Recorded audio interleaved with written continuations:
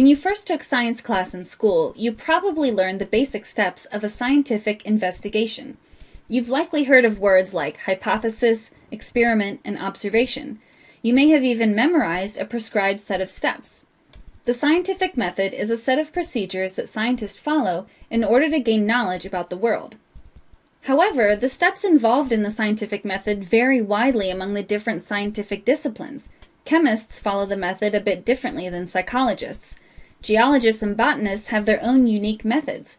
So is there really one scientific method that encompasses all of science? To find out, we'll need to learn more about the scientific process.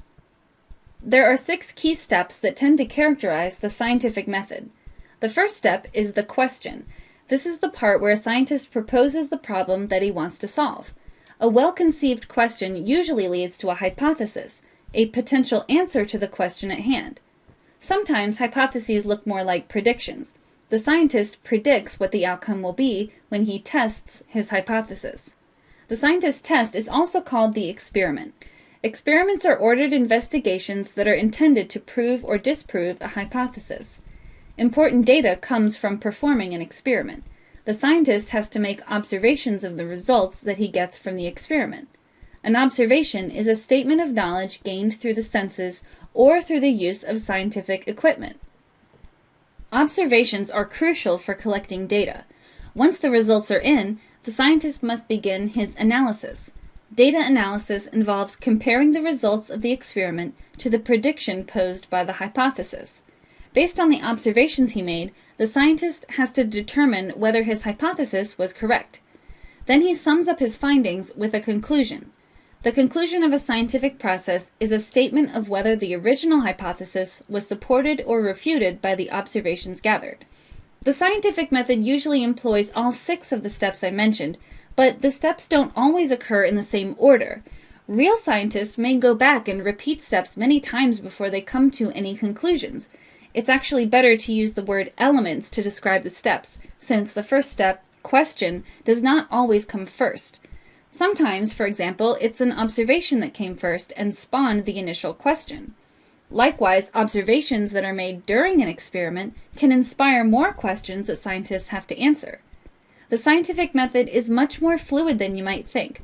Let me show you how the steps can feed back and branch out from one another with an example from my own experience.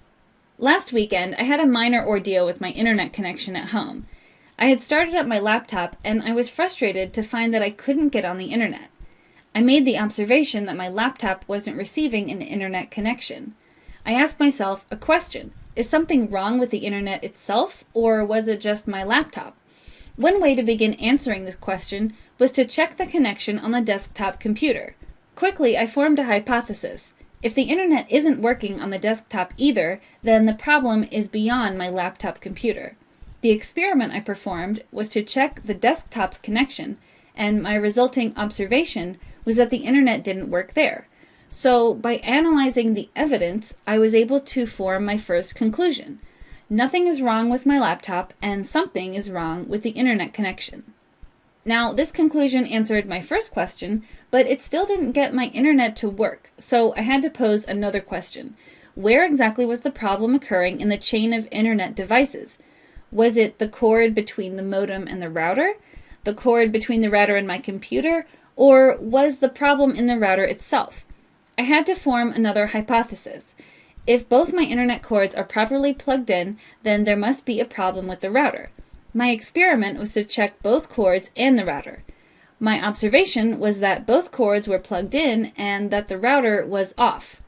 I analyzed the evidence, and my conclusion was that I couldn't connect to the internet because my router